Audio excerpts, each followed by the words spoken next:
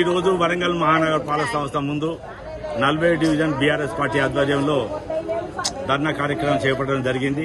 ఈ ధర్నా కార్యక్రమం యొక్క ముఖ్య ఉద్దేశం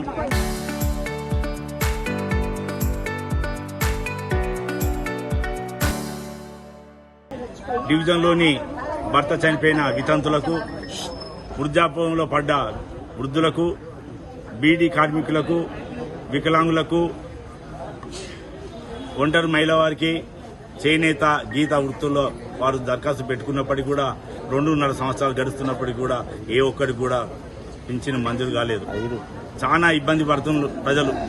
అసలు ఈ ఆసరా పెన్షన్ అంటేనే, ఆసరా అంటే ఆదుకోవడం, ఎంబడి ఎంత వాళ్ళ సంపాదనతో పాటు ఈ ఆసరా కొంచెం కలుస్తాననే ఆలోచనతో ఉన్నా కూడా వాళ్ళ ఆశలు కూడా అడియాసలు అవుతాయని కూడా ఈ సందర్భంగా తెలియజేస్తున్నాను.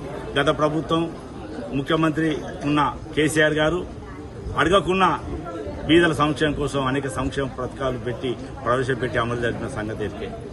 ఈ కొత్తగా స్కీమ్ కాదు, కొత్త పెట్టిన పథకం కాదు. గత 30-40 సంవత్సరాల కింద ఏర్పడ్డ ఈ పథకాన్ని ఇవాళ నీరు కార్చడానికి రేవంత్ రెడ్డి సర్కారు కుట్రలు పడుతున్నాయి. ఇప్పటికైనా కళ్ళు తెరిచి ఈ బీదలను ఆదుకోవాల్సిన అవసరం ఉన్నది. ఇవాళ ప్రతి ఒక్కరికి ఇవాళ ఆన్లైన్ పోతే అప్రూవల్ అని వస్తుంది. అప్రూవల్ అని కానీ బ్యాంకులు అయితే పైసలు పడ్డ పాపన పోతుంది.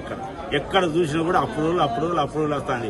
ఈ అప్రూవల్ వచ్చినాక ఏం చేస్తాను, ఈ దరఖాస్తు పెట్టగానే బిల్ కలెక్టర్లు వాళ్ళు ఆరే గిట్లా కలిసి ఎంక్వైరీకి వస్తే మీరు ఇంటి పన్ను కడతారా లేదా, ఇంటి పన్ను కట్టేది ఉంటేనే శాంక్షన్ చేస్తా లేదని కూడా ఇంటి పన్ను కూడా ఈ విధంగా వసూలు చేయడం జరుగుతుంది. మరి ఇటువంటి పరిస్థితులలో మరి ఇవాళ ప్రజలను మభ్యపెట్టి చేయాల్సిన పని లేదు. ఇప్పటికైనా రేవంత్ రెడ్డి సర్కారు ఇవాళ బీదలకు ఇవ్వాల్సిన సంక్షేమ పథకం మీరు వెంటనే అమలు పరచాలి, లేకుంటే పెద్ద ఎత్తున ఆందోళన కార్యక్రమం చేపడతాను కూడా ఈ సందర్భంగానే తెలియజేస్తున్నాను.